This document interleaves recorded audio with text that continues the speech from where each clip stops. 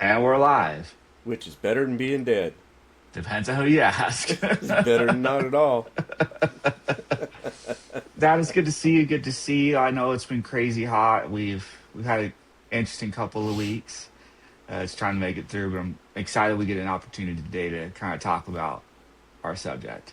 Absolutely, yeah. I've been itching under the skin to get this one done. Yeah, it'll be funny. So today we're gonna have a little bit of fun, a little lighthearted. We're gonna use the scriptures to exemplify some points. Before we dive into some of that, let's talk. Let's kind of get on the same page of what we're talking about because the word in general, what we're talking about, plays differently in today's society and culture than it has. We're going to talk about some of that. So, you all know that when you read the scriptures, sometimes you read something and think, dang, that person, they got a rough earful. We hear it from the Savior all the time. You know, he's calling the Pharisees and Sadducees like crips and things like that. You know, you're Yep. beautiful on the outside, on the inside, you're nasty. We're going to talk about some of that. Really, we're going to talk about the term of sarcasm and how it plays a role in scriptures. So, the reason being is we use a lot of sarcasm in our whole genealogy and our line of titles. Sarcasm is how we go along, get along. It's a lot of fun, but people don't always get our sarcasm. Right? Yep. So, Dad, tell us a little bit about sarcasm, like where it's from, how it operates, all those things. Oh, you want the definition, and etymology of the whole thing, do you? That would be nice. Okay. Well, sarcasm is a form of verbal irony where someone says the opposite of what they really mean, usually to mock, criticize, or express contempt in a sharp or biting way. Now, the word comes from the ancient Greek sarcasm, which literally meant to tear flesh, like a dog ripping into meat. It came from the root sarx, meaning flesh. The Greeks pictured sarcasm as words to so cutting they felt like they were biting or tearing at someone. From Greek it became Latin sarcasmos, and eventually entered English. So its root, sarcasm, was never gentle, it was meant to wound. But in the scriptures we sometimes see holy version of it, sharp truth used with purpose. You know, I think we probably see more of the obvious sarcasm in the Chosen series than we do read it in actual scripture. Absolutely. There's times when the Savior says something and he's joking, right? And you like Yes. you get the sarcasm there. Yeah.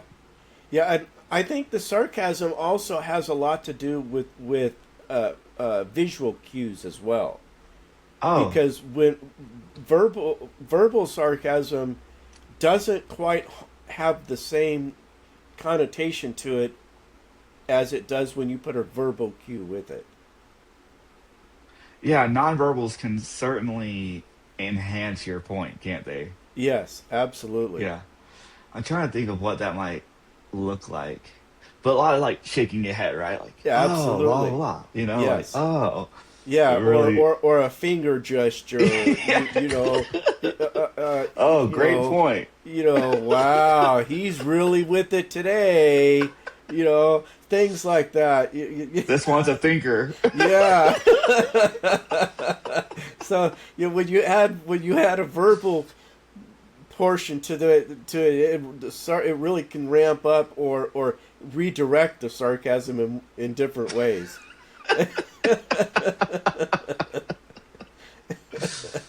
Oh, that's funny. Yeah, in our family, have we always been sarcastic like that? Like, I Oh, didn't know Grandpa absolutely. Bartlett. Was Yeah, Grandpa yeah, Bartlett like that? yeah. He was. Super sarcastic. Absolutely. Really? Oh yeah. Because he was a career military man and career post office.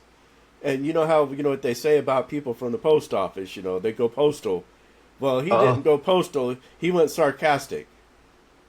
licking too many stamps. Yeah. Yeah, see?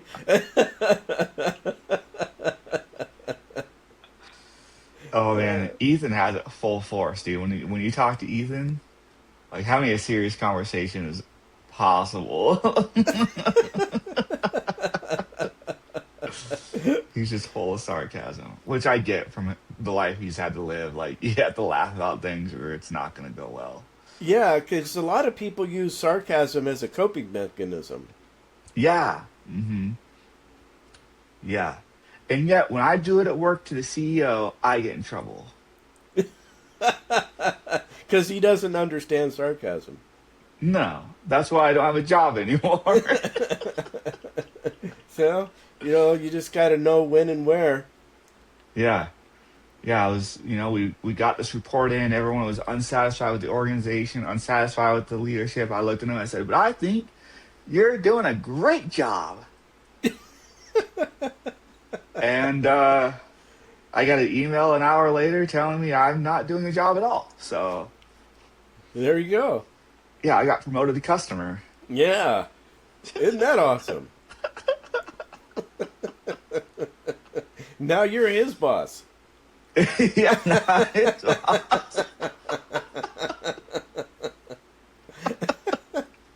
That's suckers. sarcastic. Yeah. So let's dive in. I think there's some good examples in scriptures. I'm going to dive into a few of them of just these situations that when you look at it through this lens of of sarcasm, whether that's the cultural definition, the Webster's definition, how we used to use it versus how we use it now, just look at this lens of sarcasm as a whole. Look at some of these situations, and it's really hilarious. So first one I'm going to dive into is Abinadi to King Noah. This is in the Book of Mormon. And then, so here, let me lay out kind of what's happening here. You have Abinadi who's gone to these people who are supposed to be the leaders of a people, right? And they're supposed to know the law of Moses. They're supposed to be their version of the Pharisees. They know the law. They interpret the law. They apply the law. They're, I can't say Christians. Christ wasn't around yet, but they knew the law. They applied it word for word. They were the scholars. And here's a Benadi. He comes over here and he's like seeing how these people are acting, and he gets called in front of them to defend himself. And he says this: "If ye had understood these things, would not ye have taught them?" This is in Mosiah 12, 25, and 37. So there's a lot here. So he's going to these really smart people, and he's basically saying, you claim to be the scholars of your people, but if you understood it, you ain't teaching it. Like, these people are doing this wrong, these people are doing this wrong, what you're doing is wrong, everything you're doing is basically screwed up, and you think you're the scholar? Yep. And he adds salt on the wound. How he does this is he goes on to teach the 10 Commandments. Well, why is that hurtful? Well, if you put it in today's day and age, it's like going to a physicist, a rocket scientist, and saying, okay, let me teach you. 2 plus 2 is 4. Okay? And he's going to a rocket scientist and teaching them the bare minimum basics. And so he's taking these priests and he goes, you guys think you're the scholars? You're idiots.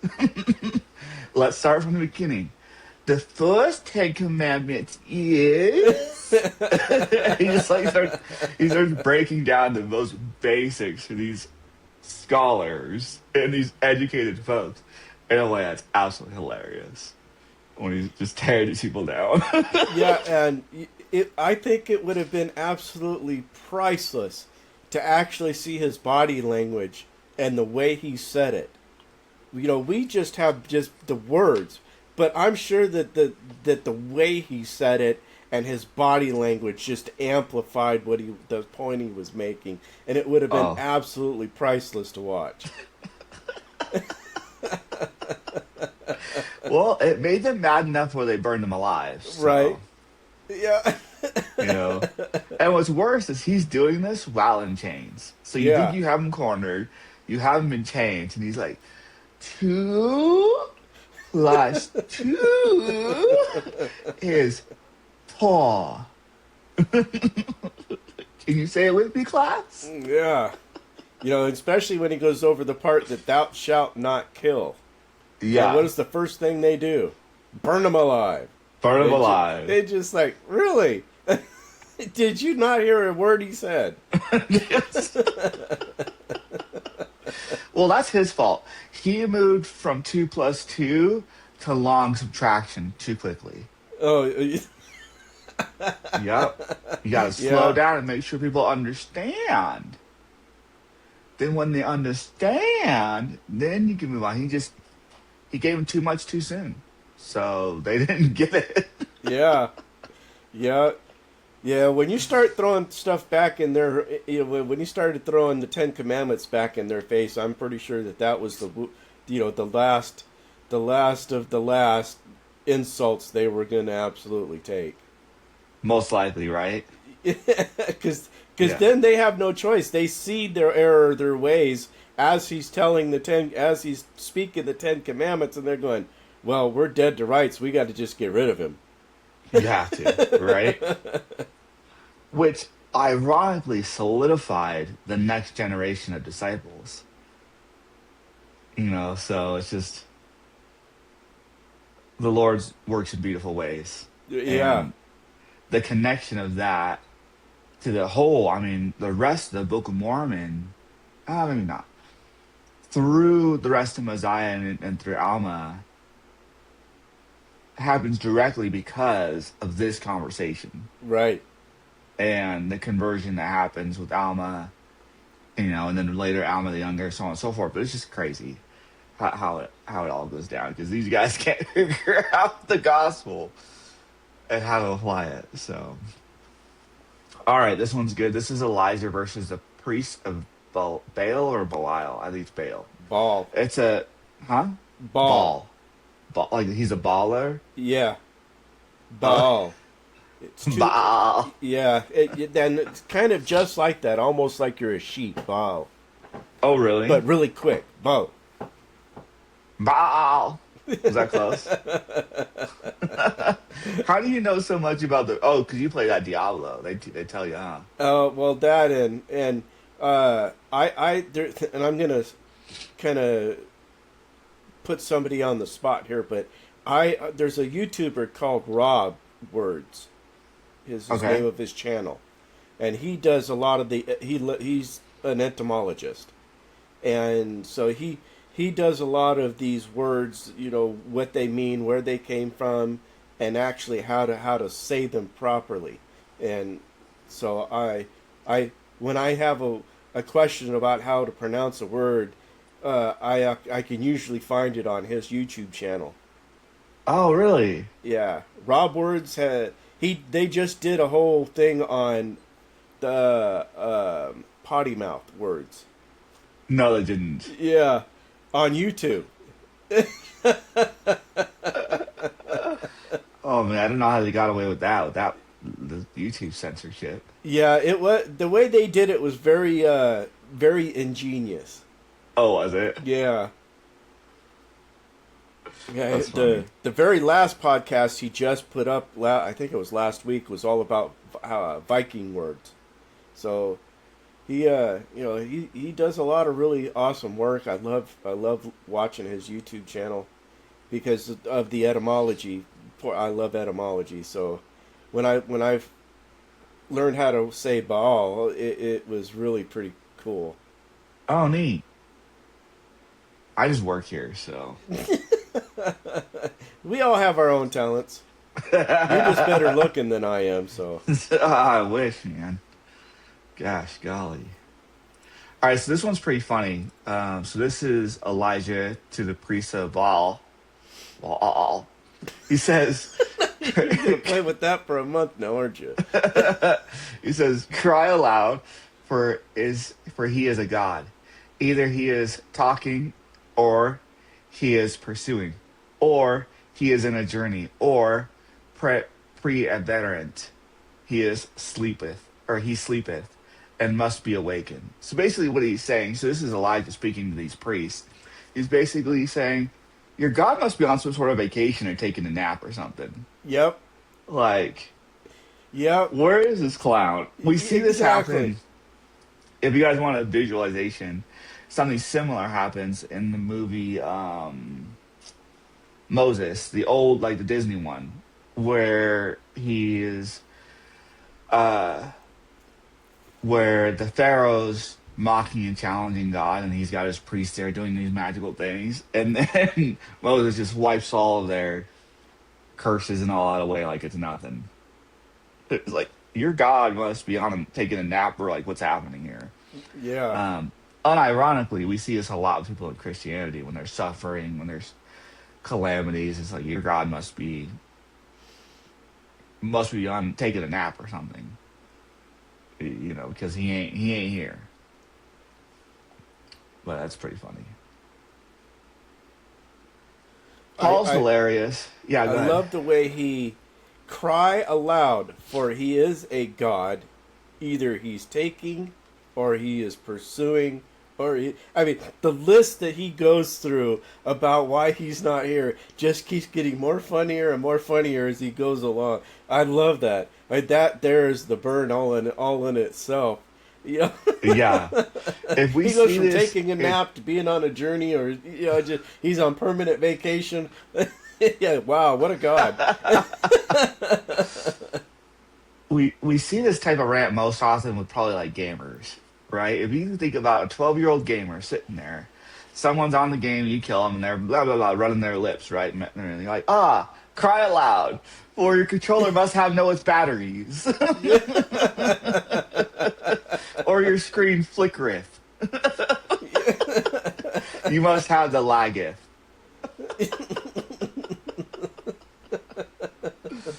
Oh my gosh. Right? Yeah, Yeah. Like, yeah. oh, sad baby. I remember when you two used to back because we just watched the movie Mortal Kombat. You Ugh. two used to be able to wipe the floor with me with that game. Once in a while, you guys would be nice to me and let me win, and and the comments that you guys would make as and I don't remember exactly how it went, but it had something to do with a perfect move or some kind of awesome victory or something like that. Flawless You guys are, victory. yeah. And you guys before you would do that, you would ask me, you guys would ask me some kind of snarky question like, "Dad, hide your eyes. You're about ready to be," and then I would hear flawless victory and watch all the screen stuff. And you guys would do it with such a smile on your face. It's Yeah. like, holy moly, have no mercy. Man, that's kindness though to tell you to hide, close your eyes. This is not gonna be pretty. If we were ruthless, we'd want you to watch. Yeah, yeah, yeah. Well, I guess being a So 7 or 8 year old, you can't be that ruthless. You haven't learned that yet.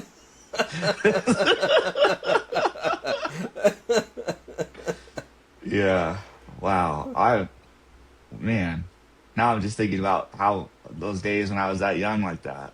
Yeah, you guys, and the gleam in your eyes sometimes when you would knew that you had me, you would had that gleam in your eye, like, yeah, okay, Dad, you're in for it now. Watch this, and I just go, and there wasn't a darn thing I could do about it. Hmm. I got the taste of my own medicine though. Jojo, he's so good at video games. And like if there's any video games where we're fighting or whatever, I know he's just gonna destroy me. And he gets that same kind of happy gleam in his eye. Like I'm going to absolutely obliterate everything you call happiness. And I'm gonna do it right now. The only time I could do that to you guys when I was with Madden. Oh I could yeah. wipe the floor with you guys with Madden, but that was Yeah. it. Any other video game, you can make any video game, and you guys would tear me a new one. So I would jump on Madden and go, my turn. My turn. Well, it's because my controller was always broke, was why. Yeah, unless we were Yeah. playing something else, then it was working just fine. Well, I knew how to get around the quirks in the other games. Oh, So, is that what it was? Oh, good deal. yes. Yeah. Oh, okay. Yeah. Cry aloud for the controller doth sleep. Oh. Oh my goodness. Do you still play Madden? Yeah. Well, since I've been sitting here playing Wizard, I haven't I haven't turned the Xbox on in probably 2 months, maybe 3 months. Are you still playing for the pass? Or are you still paying for the Xbox No. Pass? Uh-uh. Oh. No, I haven't paid in a couple months for that. Oh, nice. So it But you just have sits this. there collecting dust.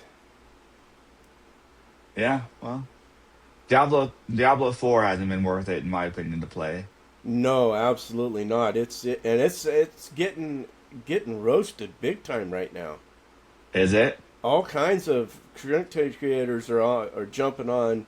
Hey, you guys need to fix this because everything's going south and in a hurry. I don't want to tell you I told you so, but when I saw all the stuff going on, I remember you were so excited. You were like, "This I is gonna be great. was. It's I gonna be was great." super excited. And I was like, "They've never proven in the history since Diablo 3 that they could take complexity and enrich it. Right. It always just throws things. You have to have a dang PhD in characterology to do one character that can do anything in the game. And there's Right. probably one, maybe two classes that could do anything. And it's just going to be dumb. I was not, when I heard about all the changes, I was not excited. Yeah, I was talking. I'd made a comment on a guy's YouTube channel about how because I'm a Star Trek fan, Scotty had come up with a quirk I just absolutely loved. He says the more complicated you make the plumbing, the easier it is to stop it up. Yeah. And I'm that's exactly what they did with D&D. They made it so complicated that it's broken. Yeah. Nothing works the way it's supposed to. It just holy moly. Yep. Yeah, and everything has to be exact and everything has to be just perfect way and blah, blah, blah. And it's just, ugh. The Yeah. last season I played, what was that, 12 or 11? Was fantastic. Yep. Fantastic. You could play a character, you could do really, really well. If you wanted to min max, you could through I don't know what it's called, where you had to put through sanctification Oh to yeah, min yeah. max, so you can go 200 levels plus in the pit. If you want to do that, you can, but if not, you can do everything in the game and have fun. You can Yep. play a ton of different classes and they would still be able to do end game stuff.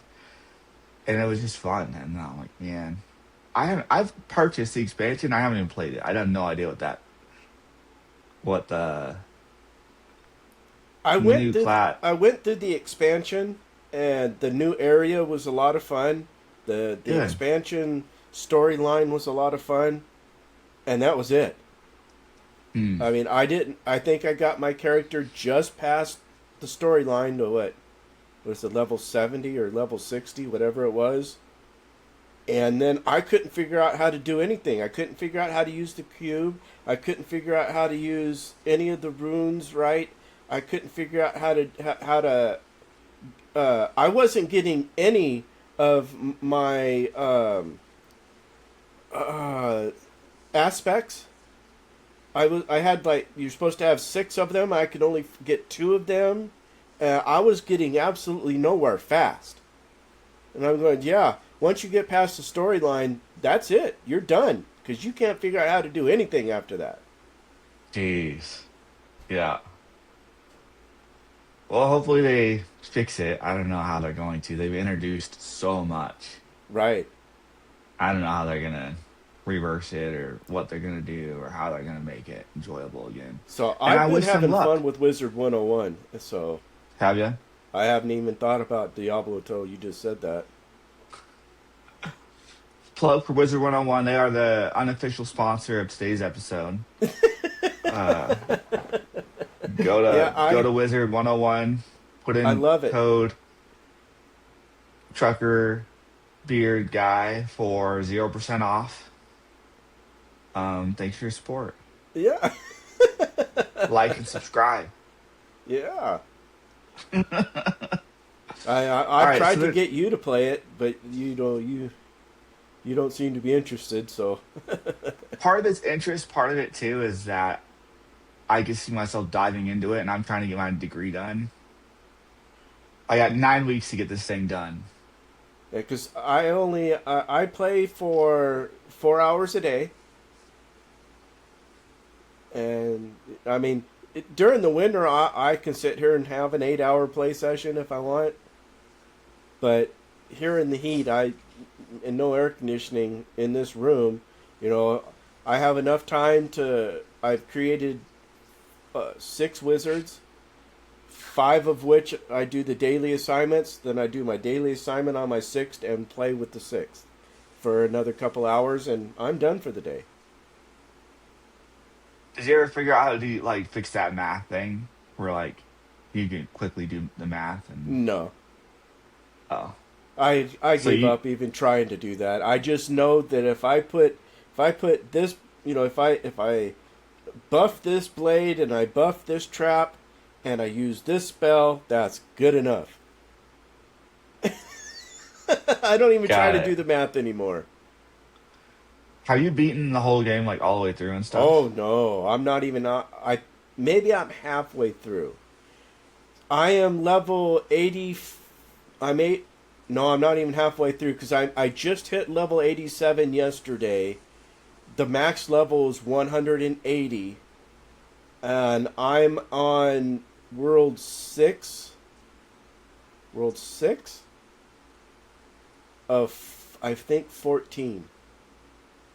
Yeah, you're not even halfway yet. No, there is still so much to do and so much to go forward with, and I'm at the slowdown part of the whole game. The world I'm in now and the world right after it are the two longest of all the worlds.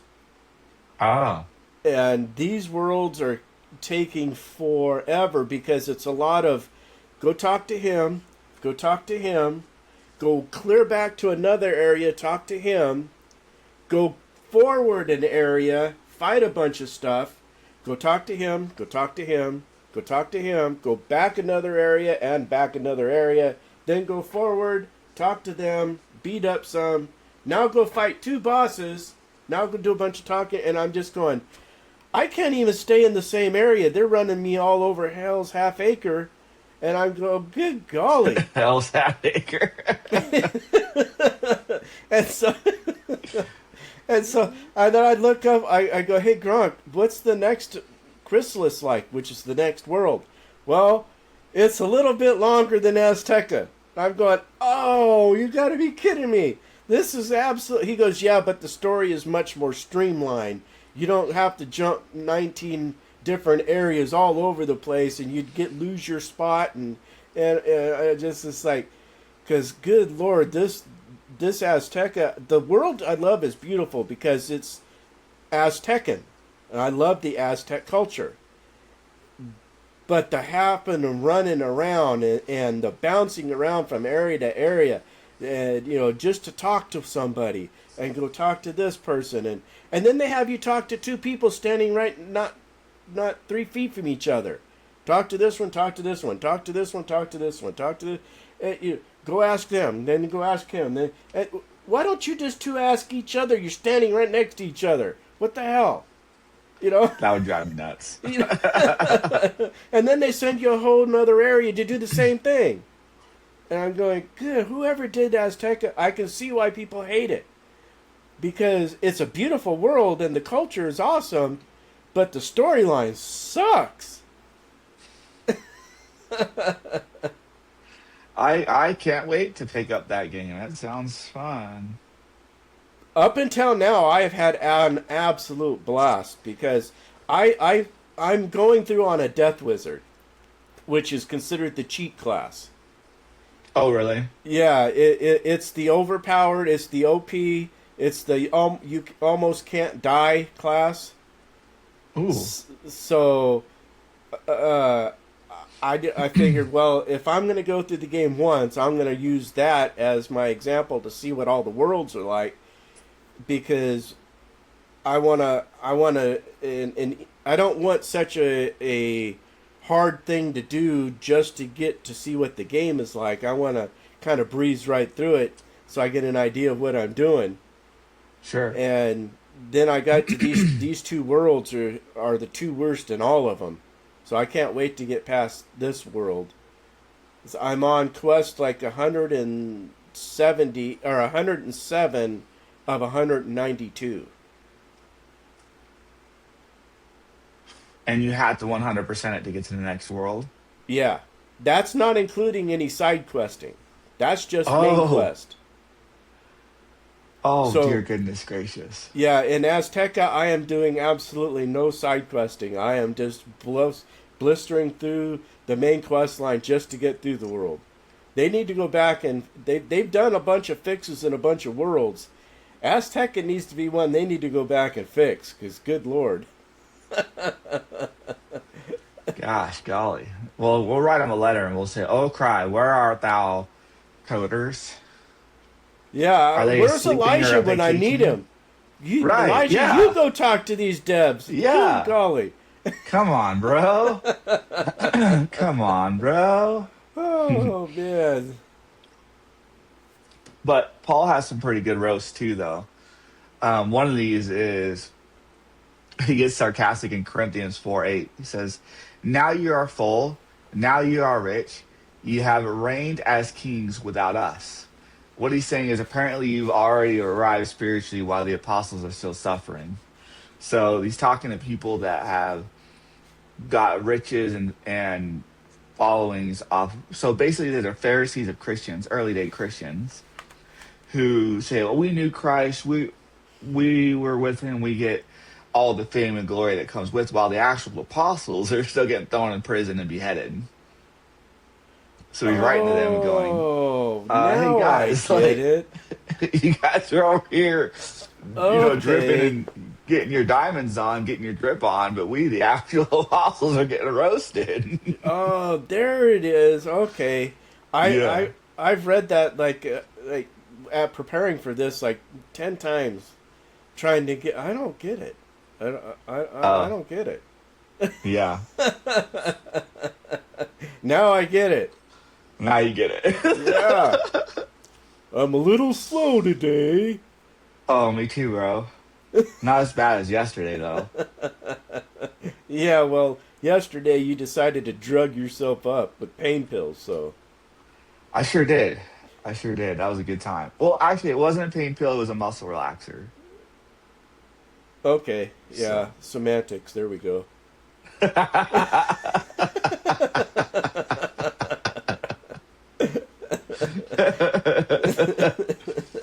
yeah. So that was fun. But yeah, I slept all day pretty much. Yeah, well, if you weren't trying to do San Chin standing up, maybe you would that wouldn't happen. Maybe. Yeah. I don't know. I don't know what happened, to be honest. Oh man. oh gosh. Could you So I know we imagine have. what if you would have been able, what did we call, fly on a wall during some Mhm. of these episodes where these, the apostles or even Christ himself being able to be there in person to watch the body language and the how the expressions on his faces while they did some of these things and said some of these things hmm would be so priceless. Priceless, and that plus the spiritual power. Right. Right. You know, we're Yep. like when people rebuke with spiritual power, it's a whole different thing. Yep. It's and so, yeah, I can't even imagine what that's like. Yeah, especially coming from because we don't really know what these people their personalities were. Was Paul naturally sarcastic in everything he Mm. did, or was this a one off or you know, and because somebody that's never sarcastic pops off with a sarcastic remark, I think hits a little bit different than somebody that's always sarcastic and you expect them to be sarcastic and they are sarcastic. It's like, oh yeah, he's sarcastic. Somebody that's not sarcastic pops off with a sarcastic remark, it like, wow, hits you like a sledgehammer. Yeah, yeah, a little different, isn't it? Yeah, so I don't know if Paul was, naturally a sarcastic person, And so when he says, when he does this and says this, it maybe had a whole but different weight to it than normally it would. Hmm. Yeah. Yeah. Yeah. Well, I see here you have something for a personal application. Did you want to share that? Or did you Yeah, have any other stories you wanted to share? it's kind of personal application is a little bit different than deodorant. You don't apply it. Literally like a deodorant. How's that? Love it. um, Yeah. I thought since this we keep getting this episode delayed a little bit. I've had a lot of time to think about sarcasm, both the harmful kind and the holy kind we just talked about, and I have to confess that sometimes there's a lot of us use the scriptures the same way people use them for funny proof text. The kind like the Bible clearly talks about baseball in the beginning. Smoking is approved in the scriptures. Lot lit off on his camel for smoking. And in the Book of Mormon, it came to pass is the ultimate football line. So when we talk about sarcasm in the scriptures, I have a whole bunch of different. I have a big different view depending upon how I want to use sarcasm. Because the holy sarcasm is a lot different than my sarcasm when it Mine talks too. about talk about the scriptures about winning or trying to wound. So it was true spoken with the wake of people to wake people up. So my personal application this week is I want to be more careful with my tongue. When sarcasm rises up in me, I want to pause and ask, is this the tearing the flesh? Or is it cutting away lies to healing so healing can happen? I want my words, even the sharp ones, to point to people towards Christ, not take them away from Christ.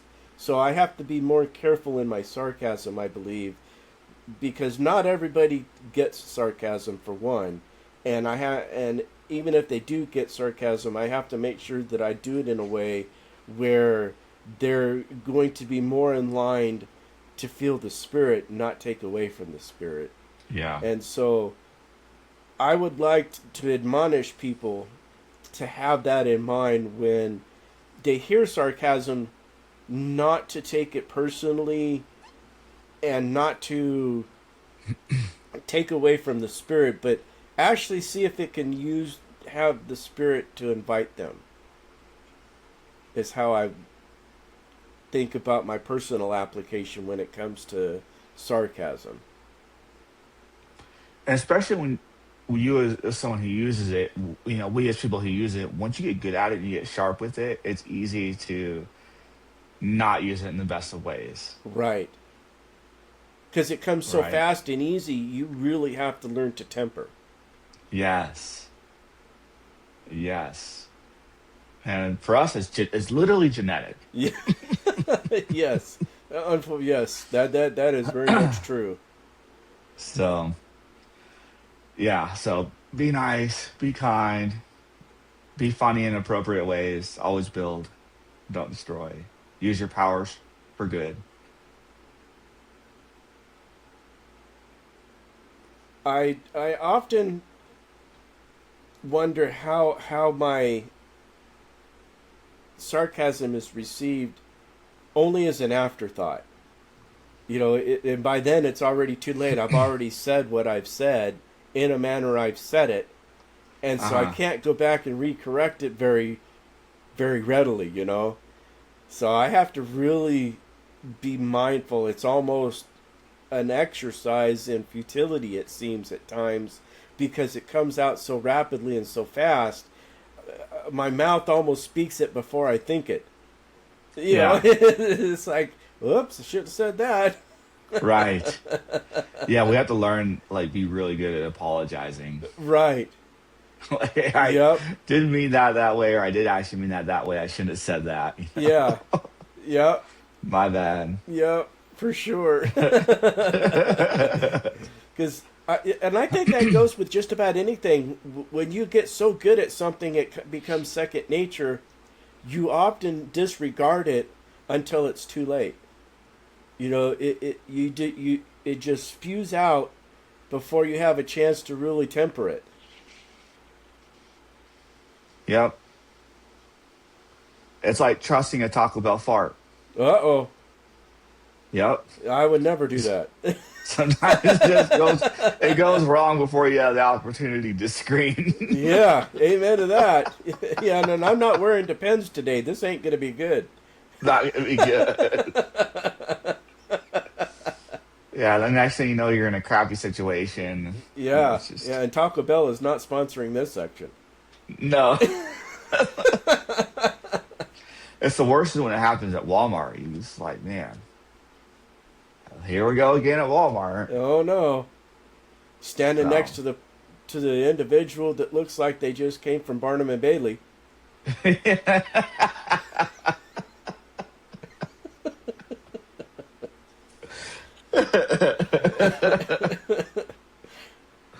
We're gonna get canceled for that. Yeah, for sure. I'm hoping that was subtle enough that it wasn't overpowering to get us banned.